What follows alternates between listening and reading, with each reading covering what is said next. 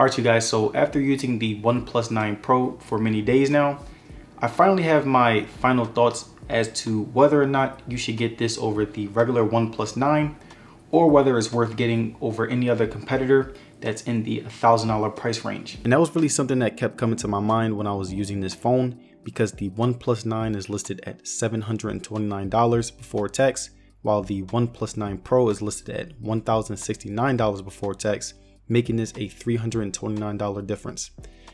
Now, starting with the battery life on the OnePlus 9 Pro, we have a 4500 mAh battery that I must say lasted me quite a while with simple use.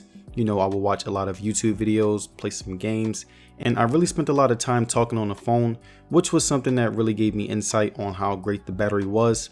And as you've heard, the OnePlus 9 Pro also comes with a Warp 65 charger that allows your phone to charge from 1 to 100 in 29 minutes, meaning that a great battery plus a faster than the speed of light charger equals a never dying phone.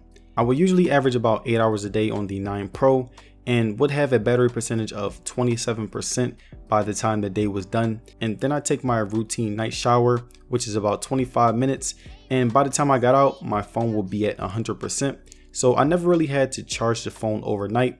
And also, if you're someone who works mornings, you can charge the phone as soon as you wake up. And by the time you wash your face, brush your teeth, and put your clothes on, it will be well over 80% depending on how fast you get ready. Moving on to the camera, as I said in my previous video, the OnePlus 9 Pro has a 4-camera system with the 48 megapixel main camera, 8 megapixel telephoto, 2 megapixel monochrome, and the 50 megapixel ultra wide, which I must say is pretty impressive because usually the ultra wide camera is never better than the main camera, so that really caught my attention. And as you can see, here are some photos that I took with the main camera and the ultra wide, and although they are very sharp and crisp, they really reminded me of the Galaxy Note 20 Ultra, where the photos are really sharpened, you know, giving it a less realistic feel as opposed to an iPhone that comes off as more natural and soft. But I would be lying to you guys if I said that the ultra wide isn't the best ultra wide camera to date, and in terms of photos, it definitely outshined the main camera as expected.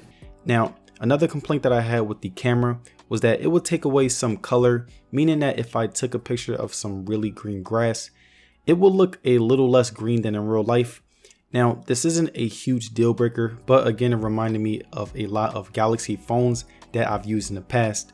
The last complaint that I had when it came to the camera was the telephoto camera, which was pretty poor quality compared to the two main cameras. And as you can see here, it looks like it came from a different phone.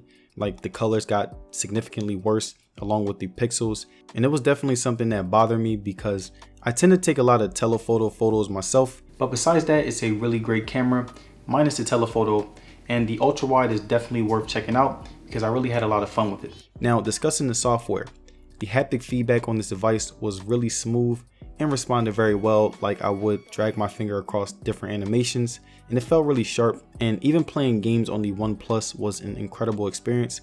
As you guys can see here, I'm playing Madden and it's performing extremely well.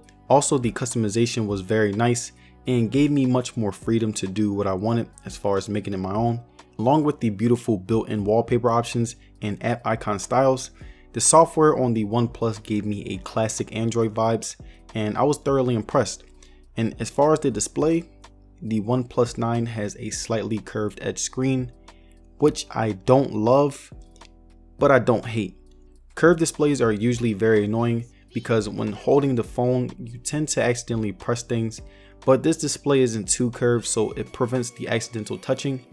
But even when it's slightly curved, it's still a bit uncomfortable. You know, holding the phone becomes harder with a curved display because it cuts off some of the side. So a lot of times it's uneasy around where your fingers are. And I guess people with smaller hands won't have this problem as much as someone with bigger hands like me.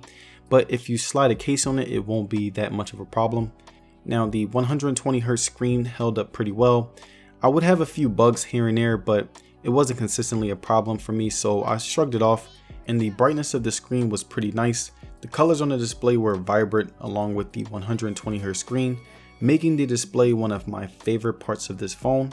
Last but not least, we have the dual Dolby Atmos speakers on the Pro, which were pretty average if I'm being honest. I will watch many YouTube videos on this phone and it was okay.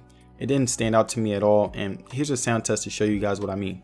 In the game before that, he shot 4 times again. Ben, I have a question for you. Can you please answer this? Who on the Hawks is scaring you? Is it Trae Young? Is it Gallinari?